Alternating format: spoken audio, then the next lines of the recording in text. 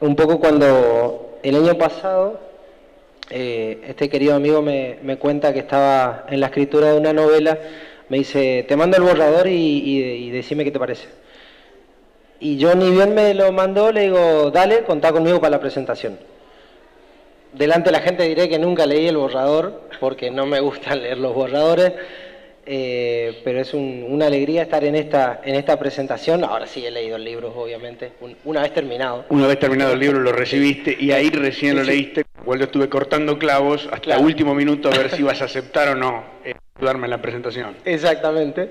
Pero bueno, me gustaría por ahí que empecemos conversando de los agradecimientos, ¿dale? De todas las personas que hicieron posible que este libro hoy esté a disposición de la gente. ¿Quiénes fueron las personas que hicieron posible este libro? Bueno, este libro tiene primero como ilustrador a Juan Carlos Suárez, ¿sí? Que es un gran muralista local aquí en Curuzú. Para aquellos que no lo conozcan, es ese San Martín que está tan bien logrado en la plaza. Es obra de Juan Carlos Suárez, que fue muy amable en ilustrar el libro, porque decidimos con el editor hacer algunas imágenes, porque la guerra civil de alguna manera es algo un poco más extraño aquí en la Argentina. Y bueno, Norma García y María del Carmen Viana, que siempre son tan amables en hacer las correcciones, en leer, y de alguna manera son las primeras que van a ver este manuscrito y a darme, por así decirlo, la bendición para algo que sea publicable. Y por supuesto, a vos que estás siempre ahí aguantando. ¿La edición de? Ediciones de AQL. ¿Como el anterior? Sí, como el anterior. Claro. Palabras Enlazadas ya salió por AQL, que es un editor en Buenos Aires, que me tiene la infinita paciencia, digamos, de seguirme el ritmo. Bien. Ya me gustaría que nos metamos de lleno en lo que hace al libro y un poco que conversemos, o sea, cuándo se empieza y en qué contexto empezás a escribir este libro. Bueno, este libro quizás fue el más largo en su elaboración. Yo vengo de escribir microrelatos y cuentos, que es donde suelo estar más cómodo. Pero este libro comienza en Estados Unidos, justamente en la ciudad de Wilmington, donde transcurre, que era un lugar en donde yo solía ir a vacacionar, una playa muy cercana ahí, y es el sur profundo de los Estados Unidos y fue un puerto central a la hora de lo que es la guerra civil. Y a partir de ahí surge la idea, y los primeros capítulos están escritos en inglés, en realidad. Sí, fueron escritos para hacer mi primera novela publicada en Estados Unidos. Fue algo que carpeteé por mucho tiempo y una vez ya vuelto a Curuzú, descajoneé y comencé a reescribir parte de la novela en castellano. ¿Sí? Por eso a veces tiene algunos giros y algunas expresiones que fueron tomadas originalmente del inglés. Bien, vos decías, esto es una novela y dentro del género novelas está, o sea, es una novela histórica, ¿no? Que por ahí me gustaría si podés contarnos un poco de qué se trata una novela histórica. El género novela histórica es algo, digamos, es una cosa atractiva porque uno tiene un marco para trabajar. Una novela histórica se maneja con hechos históricos, es decir, la historia transcurre en la guerra civil, sucede la batalla de Gettysburg, el resultado no se puede cambiar lo que va sucediendo, pero la novela histórica deja siempre unos resquicios para que ocurran historias que sí son ficcionales. Es decir, combina las dos cosas, combina un marco histórico de cosas que sucedieron en realidad, todo lo que está en esta novela sucedió, pero la novela histórica lo que hace es darle una interpretación alternativa a lo que sucede, es decir, una historia dentro de la historia que no se conoce. Entonces, el género de novela histórica enmarca un poco la imaginación del escritor, es decir, uno no puede salir y decir que el sur gana la batalla de Gettysburg, eso sería una ucronía, sería hacer historia sobre lo que no sucedió, pero manejándose con los hechos, uno logra encontrar una explicación alternativa y sorprendente, o los personajes que se mueven aquí se mueven en un marco histórico, son atravesados por hechos históricos, pero es como que vemos la trama personal de la historia. Es decir, lo que creíamos que sucedió por una cosa, leyendo la novela, en ficción por supuesto, sucede de otra manera. Entonces es un género que me resultó atractivo de entrada, porque con un marco ya definido, digo, bueno, vamos a encontrarle una explicación alternativa a todas estas cosas que van sucediendo, o a buscarles otra visión. También en Estados Unidos, la visión que tiene este libro de la guerra civil norteamericana no es la visión de lo que sería la escuela oficial de historia norteamericana, ¿sí? Donde, por ejemplo, el norte decide liberar a los esclavos porque estaba mal que el sur tuviera esclavos. Hay toda una escuela historiográfica en Norteamérica alternativa, es decir, que discute los términos de la guerra civil en términos económicos, es decir, al sur no le convenía. Al sur no le convenía el modelo del norte, al norte no le convenía el modelo del sur, es una lucha de fondo económico. Y eso se ve reflejado en los personajes de esta historia. Sí, inclusive, por ejemplo, esto no es spoiler, en la novela uno de los personajes que aparece es obviamente el presidente que está, porque la guerra transcurre cuando él era presidente en campaña electoral por su reelección, y a lo que quería es al proceso de documentación, ¿no? Porque no es cuestión de, por ejemplo, en el caso de Lincoln, de simplemente sentarlo a hablar, sino que el contexto, como vos decís, tiene que ser histórico y tiene que ser, sí, real. Me imagino que eso tiene un proceso de documentación. Sí, eso fue una de las cosas que más me aportó la novela. Es decir, es una forma distinta de trabajar la información. Muchas veces uno tiene que hacer documentaciones para un solo párrafo de la novela. A veces puede llevar 3 o 4 meses de búsqueda, ¿sí? Esta es una novela en la cual no se agobia con datos, pero por ejemplo se describe el clipper del capitán McKinney. El clipper es un tipo de velero que usaba este marino que queda involucrado en medio de la guerra. Para la descripción de ese clipper llevó 3 o 4 meses buscar los astilleros en donde podría haber sido producido en ese momento. Hablar de tipos de velas, por ejemplo. Aparece una sola línea ahí que dice que el capitán McKinney prefiere, por ejemplo, las velas de lino sobre las velas de algodón, sí, por el tipo de mares en los que se enfrenta. Es una sola frase que seguramente pasará desapercibida para aquel que no le interese nada. No quería aburrirlo con 3 o 4 páginas de descripciones.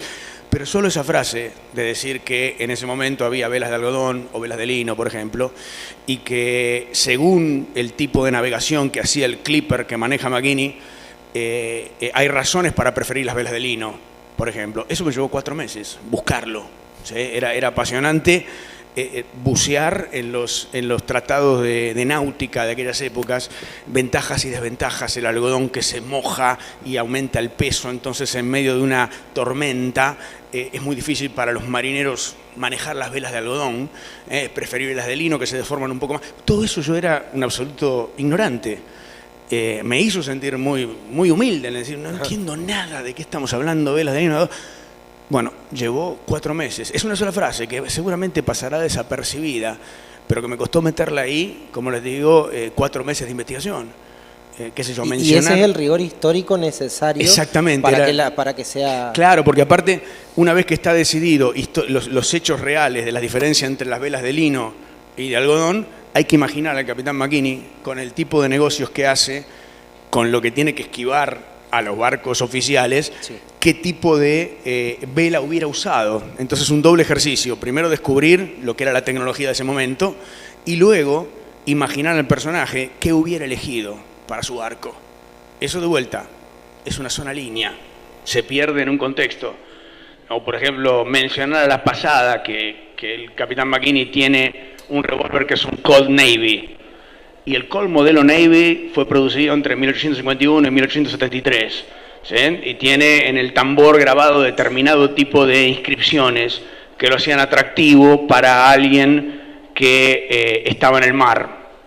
Entonces, lo único que se menciona es que el capitán McKinney tiene un Colt Navy, nada más. Pero para que tuviera un Colt Navy, primero tuve que cerciorarme de cómo funcionaba ese revólver, qué tipo de cartuchos se utilizaba, si era o no era posible usarlo, si era o no era adquirido fuera de los Estados Unidos, lo cual también es cierto.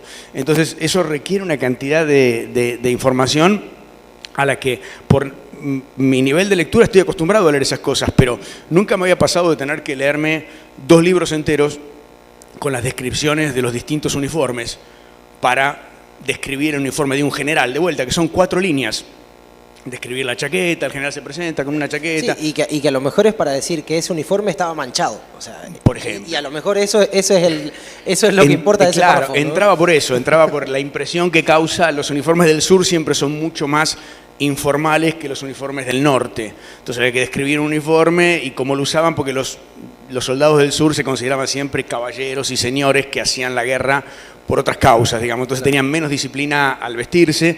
Bueno, había que describir eso, pero había que meterse en los distintos uniformes y no había que cometer el error de describir un uniforme que no había participado en la batalla de Gettysburg, por ejemplo. Entonces, vuelta a buscar qué regimientos participan, qué uniforme tiene ese regimiento.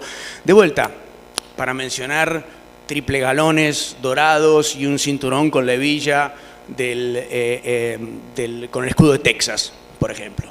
Es una línea que debe pasar desapercibida, porque tampoco hay que agobiar demasiado al lector con un montón de detalles. Pero para crear esa línea, de vuelta, 2, 3 meses buscando y documentándose. Si bien ya nos hemos metido de lleno en la trama, quisiera salir un poco y que nos pudieras sintetizar la trama sin revelar spoiler, porque lo importante es que después se vayan con Gabriela a comprar el libro, que está buenísimo. Así que bien, si uno lo más sintético posible. Lo más sintético posible. También esta es una cosa nueva para mí. Es muy fácil un libro de microrelatos donde hay 300 microrelatos, agarramos, lo hemos hecho, agarramos el libro, leemos 4 o 5 completos, si gusta, le gusta, pero con una novela no se puede leer un capítulo entero de una novela. ¿Me entienden? Sería abusar de su extrema paciencia. Perdón, y menos de esta novela. Y menos de esta novela, porque la idea es que, viniendo de vuelta, la característica de la novela, viniendo de vuelta del cuento y del microrelato, donde hay que destilar todo a un mínimo, esto no es Proust, es decir, esto no es una novela en busca del tiempo perdido, 6 tomos, ¿sí? Donde nada transcurre. Me gusta Proust, pero es un estilo completamente distinto. Esto va más golpe tras golpe, en cada capítulo está sucediendo algo, por mi tendencia natural a tratar de estar más cómodo en el cuento. ¿Sí? Hay muchas novelas que yo he leído que digo, qué hermoso cuento, pero le sobran 200 páginas. ¿Sí? Me pasa con Saramago muchas veces, ¿sí? Que lo leo y digo, esto es un hermoso cuento, pero son 550 páginas. No quería que me sucediera lo mismo. Entonces la novela tiene un ritmo que va acelerado, siempre algo está sucediendo. Pero básicamente esto es un capitán de barco mercante, un capitán irlandés que por su tipo de negocios, ¿sí? McKinney ese capitán McKinney es un héroe de tiempos convulsionados, sabe que lo que él hace tiene el tiempo contado. Es alguien que, como buen irlandés, conoce desde adentro al Imperio Británico y lo detesta profundamente, y que hace negocios en la zona gris, digamos, lleva y trae cosas sin hacer demasiadas preguntas. Y una de sus cargamentos lo trae justamente a la guerra civil,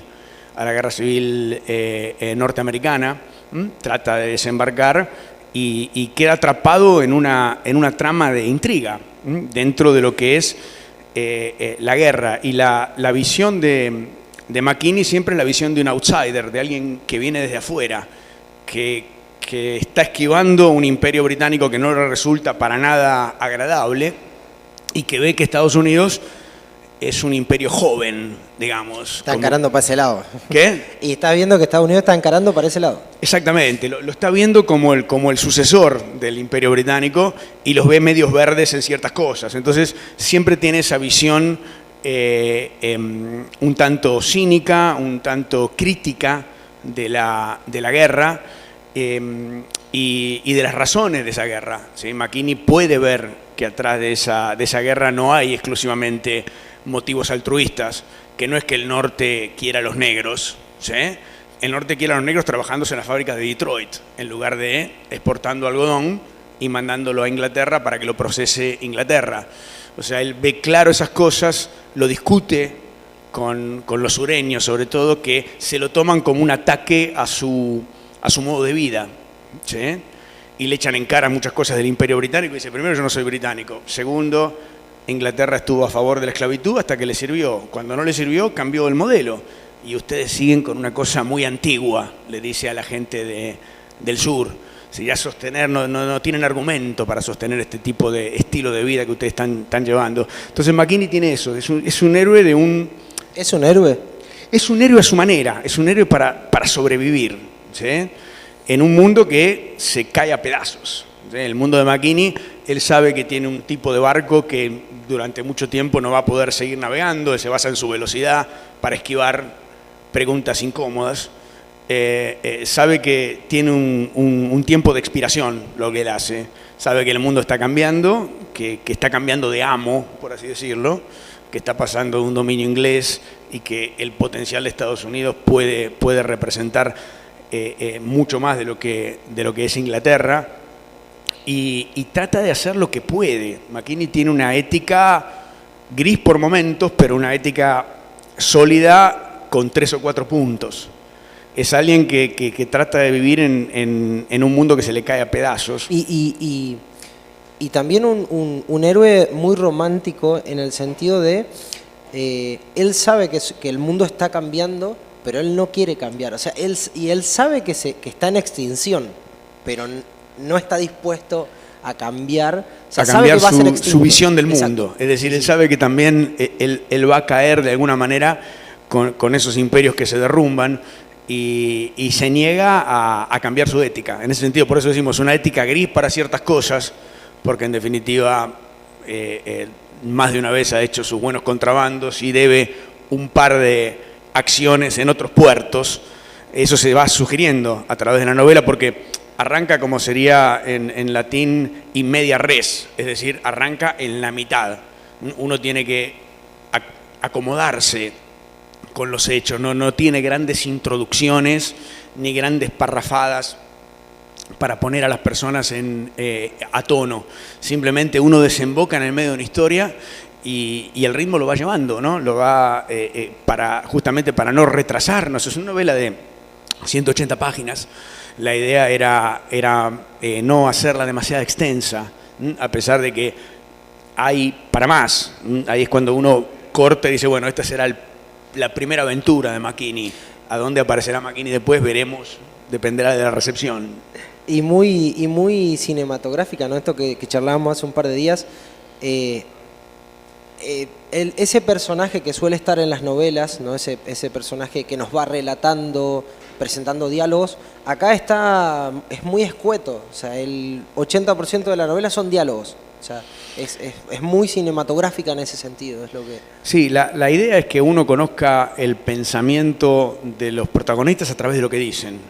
O sea, nunca me gustaron el abuso del observador omnisciente que ve absolutamente todo y explica todo. Es decir, y en ese momento McKinney pensó que tal cosa y que tal otra. Lo que hace McKinney lo tenemos que saber a través de lo que habla y de sus acciones. Es decir, los personajes tienen que hablar a través de los hechos. Y eso es lo que traté de hacer. Creo que el lector omnisciente tiene mucha utilidad para cierto tipo de novelas, no para esta. Decidí que la gente y que el lector vaya conociendo al personaje por cómo se expresa, por cómo dice las cosas, y no por quiso decir tal cosa y en este momento pensó tal otra. Que ese tipo de parrafadas creo que enlentece un poco el ritmo de vuelta de este tipo de novelas. Claro, y más pensando en la clase y tipo de personajes que tiene esta historia, que son como grises, ¿no? De repente las lealtades no son tales. Claro, pensemos que es un momento en el cual, es un momento clave de la historia norteamericana, es un momento en el cual el sur decide separarse. Esto no es una simple guerra, querían construir un país distinto. trazaron la raya y dijeron quiénes están con nosotros y se empezaron a sumar estados del sur. Y, fue el momento en que tambaleó. Digamos. ¿Cómo? ¿Y tenían con qué? O sea, ¿Tenían con qué? Tenían, o sea, podrían haberse... uno dice, bueno, nosotros, Virreinato del Río de la Plata, nos desarmamos en 13 países distintos. ¿Por qué no habremos sido como Estados Unidos? Estados Unidos todo punto hace lo mismo. No les digo 13 países distintos, pero 2 países distintos. Y el norte tuvo la lucidez de decir, de acá no se va nadie. ¿Sí? Trazó la raya y dijo, bueno, pero somos una confederación las pestañas, dijo Lincoln. Acá no se va nadie. Se quedan, nos reventamos a tiro, vemos qué modelo gana, pero esto es Estados Unidos de Norteamérica. De acá no se va. ¿Qué país, ni confederación, ni un pito? Dijo, ¿qué presidente van a tener? Y le tiró todos los cañones. Y se mataron, y fue la guerra más sangrienta que sufrió Estados Unidos. Yo creo que también los marca muchísimo. De ahí aprendieron, Estados Unidos aprendió que las guerras se pelean en otro lado, ¿me entienden? Después de esta, Vietnam, Irak, Segunda Guerra Mundial, afuera, ¿me entendés? Acá adentro no, 650.000 monos les costó, ¿sí? Algunos dicen hasta 800.000 y 1 millón con los que murieron después, porque imagínense, guerra sangrienta, cuerpo a cuerpo, sin anestesia, sin antibióticos, ¿me entienden? Un balazo, un lanzazo, infectados a los gritos, amputaciones a base de serrucho. Fue una cosa... Perdón, y sin los tratados internacionales de trato de prisioneros. Bueno, a eso Estados Unidos nunca le dio mucha bola, no importa. Vinieron después, pero igual, están ahí, ¿sí? Al menos están. Están para que lo cumplan los otros, si no, Guantánamo... Bien, pero ese es otro tema. Con tratados o sin tratados, se mataron mal. Entonces, ese momento... es central en la historia de Estados Unidos. Pudo haber decidido que Estados Unidos se partiera en 2 y después, con esa filosofía, se partiera en 4, en 6, en 8. ¿Sí? Los estados norteamericanos tienen leyes muy específicas, tienen muchísima independencia entre ellos. ¿Sí? Independencia fiscal, independencia, digamos, informativa. Si uno vive en Nueva York, uno lee el New York Times o el Washington Post. Si uno está en San Francisco, lee el San Francisco Chronicles. Si uno está en Miami, lee el Miami Herald. Acá todos abrimos los diarios, son 4 o 5. La Nación, página 12, Clarín, tanto en Buenos Aires, ¿me entienden? O sea, federalismo, poco y nada. Estados Unidos transó con un federalismo importante, pero estuvo a punto de desintegrarse en 2 como mínimo. Y después de ahí ya uno empieza a imaginar las peleas entre Texas y Florida, y se separa Florida, como se separa, y hubieran sido 10, 15, 20 estados. Por eso el norte tuvo la determinación de decir, muchachos, cerramos la puerta, nos arreglamos entre nosotros, el que gana, gana, y después vemos. Pero de acá nadie sale, esto es Estados Unidos. Y ese fue un momento, por eso me pareció siempre un momento muy atractivo, comparando las historias de lo que fue hoy Argentina, Brasil, que ya Brasil estaba más separado de entrada, pero Argentina, Chile, Perú, Venezuela, Colombia, Ecuador, en vez de ser estados, digamos, todos unidos. Estados Unidos también estuvo jugándosela al borde de convertirse en estados dinamitados y logró a un costo altísimo, hay que decirlo. Entonces, esta novela refleja esos tiempos, refleja la determinación del norte en que no se fuera nadie, la determinación del sur por creer que podían irse, ¿sí? Porque somos una confederación de estados, entonces renunciamos en un momento a los Estados Unidos. Ahí vieron que lo que estaba escrito en los papeles era una cosa y lo que iba a permitirles el norte era otra completamente distinta. ¿Sí? Y eso fue lo que pagó el sur muy caro también por sostener un modelo que ya estaba muy perimido, porque de vuelta, no es la ilusión de que el sur, en el norte a los negros los trataban mejor. Básicamente, quien hoy sabe que ser negro en Estados Unidos es un problema, siempre lo ha sido, en el norte y en el sur. Tener esclavos había dejado de ser negocio, digamos. Exactamente, la esclavitud había perimido, el sur no recibió el memo, ¿me entienden? Inglaterra escribió el memo diciendo, muchachos, no somos más esclavistas, ahora tenemos industria y tenemos que ir para otro lado. El norte lo entendió perfectamente. En vez de esclavos necesitamos obreros a los cuales les paguemos un salario y lo hagamos trabajar 18 horas. Exactamente, es lo mismo, pero esa es la idea. Entonces ahora queda mal tener esclavos. El sur lo tomó mal, no lo entendió, ¿sí? Y el norte se lo hizo entender después de 700.000 muertos, ¿sí? Pero lo entendieron, dijeron, bueno, está bien. Hasta hoy, o sea, las fábricas están en Detroit, New York, el norte es industrial, sí. El sur es más tranqui, digamos, más de materias primas y demás, si bien el modelo industrialista en Estados Unidos también se derrama hacia el sur, y después de esta guerra se emborrona y cuenta nada, pero la guerra le cuesta también la vida a Lincoln. En definitiva, le van a volar la cabeza parte del rencor del sur. Todavía nosotros le decimos yanquis a los norteamericanos, pero yankee es el que está de Washington para el norte. O sea, yankee también es un insulto, los del sur hacia los del norte. Una cosa como porteños, digamos, ¿no? Más o menos, Este porteño. Bueno, este yankee, cuando los del sur dicen este yankee es porque todavía no terminan de digerir que perdieron la guerra. ¿Tá? La bandera sureña todavía puede flamear en los estados del sur. En los estados del norte está prohibida. Si ustedes van con una camioneta que tenga un sticker con la bandera del sur, que es la que está en la parte de abajo del libro, es considerada una bandera racista. Es considerada símbolo de esclavitud, y no se puede andar por la calle en Nueva York. Aparte que hay que meterse en el Bronx con una bandera sureña, les aseguro que no salen. Más allá de la calle 111, donde está el Bronx, ni se les ocurre andar con algo de, creo que se llama John Lee Cook, la marca acá media concheta, ¿sí? Con la banderita cruzada, muy lindo para usar acá. No usen nada de John Lee Cook más arriba de la calle 90 en Manhattan, porque los achuran, es un insulto directo. O sea, así de dividido está. Todavía hoy, para nosotros decimos una novela histórica, pero yo viví en el norte, en Estados Unidos, viví muy cerca de Nueva York durante años, y después me fui a lo que sería, lo llaman el Bible Belt, o sea, el cinturón de la Biblia.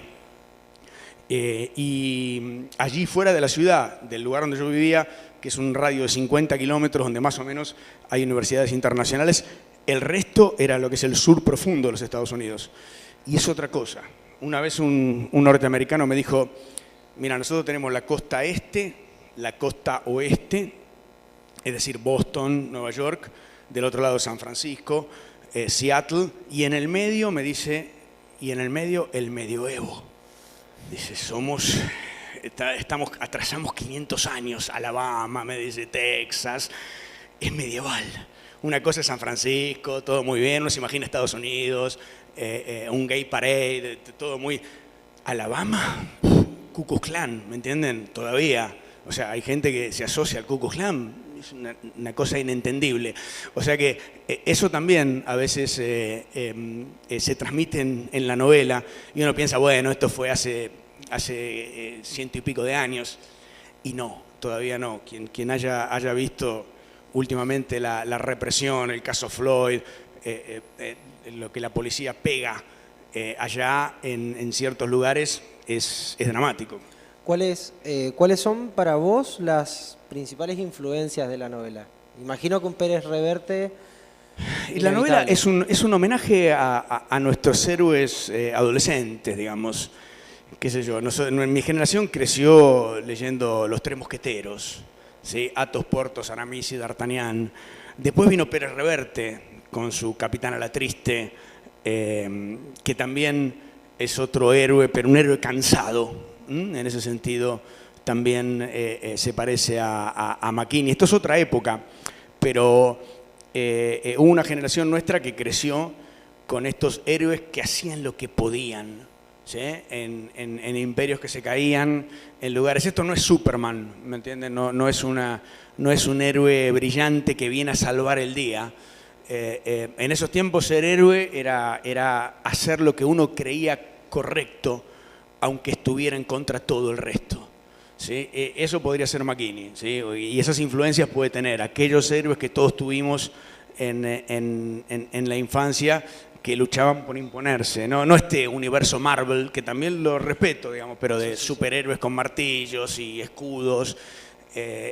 Como diría Nietzsche, alguien humano demasiado humano, ¿verdad? Es decir, la fortaleza del héroe no está en tener escudos protectores ni ser un dios normando, sino simplemente en estar allí y tratar de no quebrar sus principios, o de quebrarse junto con sus principios, que creo que esa es la idea de McKinney, siempre tratando de salvar, nunca como decía Marx, no Carlos, sino Groucho. Yo tengo mis principios, si no les gusta, tengo otros, decía el tipo. Bueno, McKinney no es de ese estilo, ¿sí? Tiene sus principios y los hace valer, aunque a veces lo metan en problemas, sobre todo uno de sus personajes, que es su primer oficial, digamos, otro irlandés también, que digamos, como diciéndolo a McKinney, no, otra vez, no nos metamos en esto. Literal nos estamos metiendo ahí. El tipo tiene siempre el clipper listo para salir corriendo y McKinney dice, pará, vamos a arreglar el buen nombre, dice, vamos a arreglar esta cosa. Y el otro dice, ya estamos listos, rajémonos. Es como si fuera la voz de su conciencia tratando de encauzar a un McKinney que a veces se va por el lado excesivamente romántico y arriesgado, y eso es lo que lo mete en todo este berenjenal. Sí, no, y esta idea de salvar el buen nombre, ¿no? Claro, que en definitiva es lo único que tiene McKinney. Claro. Es su buen nombre. Su reputación, aparte. Exacto, su reputación de neutral, su reputación de persona. Dice, si me arruinan la reputación por el tipo de embrollo en el que queda, que ahí ya sería mandar spoiler, no vamos a explicar cuál es el embrollo en el que se mete. Porque para eso tienen que comprar el libro ahora cuando termina la presentación. Por eso lo aprecio a Santiago, siempre está con los pies sobre la tierra. Bien, pero lo que decíamos, McKinney sabe que lo único que tiene es su reputación, son sus principios. Entonces es una persona que lucha para mantener sus principios y que a veces es usado debido a sus principios o es buscado por esa razón y no le esquiva el bulto. En ese sentido es un héroe. ¿Sí? Es un héroe en la forma difícil, alguien que sin superpoderes tampoco quiere salvar al mundo, pero quiere mantener lo que es y si puede dar una mano, da una mano. Entonces esto es lo que hace de McKinney alguien bastante humano, para imaginarlo en aquella época, que eran épocas muy duras, muy crudas. ¿Qué te parece si empezamos a salir? ¿Cómo? ¿Qué te parece si empezamos a salir? Antes que nos echen, vos decís. Antes que nos echen. Y me parece que sí. Dale. Sería un buen momento. Agradezcamos de vuelta a todas las personas que hicieron posible el libro. Bien, tenemos entonces a María del Carmen Viana, a Norma García, a Juan Carlos Suárez, a mi editor en la editorial AQL, y a todos ustedes que están aquí, ¿verdad? En definitiva, ustedes son los que decidirán si McKinney sigue navegando o lo dejamos en donde lo tenemos que dejar. Pero agradezco, sobre todo veo a mis alumnos que no tendrían necesidad de verme, que me ven de lunes a viernes y que se vienen un sábado. Exalumnos veo también aquí, gente que a lo mejor tendría que odiarme y viene, ¿sí? y me demuestra un cariño que siempre me conmueve, ¿sí? En definitiva, esto también es para ustedes, es mi forma de agradecerlos con algo que no sea la biología, la física, la medicina. Ya los tengo podridos, ya sé, hay vida aparte de la ciencia, hay vida en la literatura, que es lo más hermoso, digamos. Si ustedes me preguntan qué les deseo a ustedes, es que encuentren un libro que los apasione y ese libro lo lleve a otro libro y lo lleve a otro libro y puedan vivir múltiples vidas. En esta locura que nos toca vivir una sola vida, creo que la literatura es la única cosa que nos permite vivir más allá y tener múltiples vidas. Así que bueno, para irnos yendo vamos a leer por lo menos un prólogo de introducción. Prometo, aguántense ahí, ya está, sí, ya termina. Es solamente el prólogo que justamente mi editor pidió que agregáramos. Dice, bueno, pero para aquel que no conoce la guerra civil, ¿sí? Que no conoce esos tiempos, tirale un par de páginas, no seas... como decía, a mí no me gusta, esto arranca y arranca. Dice, para Estados Unidos estaba bien, cualquier norteamericano más o menos tiene una idea de la guerra civil. Dice, pero tené piedad de aquella que la guerra civil la toca de oído, ¿sí? Entonces, para eso fue escrito este prólogo que vamos a leer ahora y prometo desaparecer. Él no trajo su libro, ese es el mío.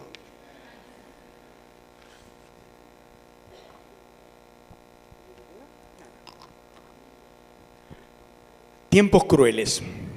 Eran tiempos crueles los que corrían en el norte de América allá por la sexta década del siglo XIX.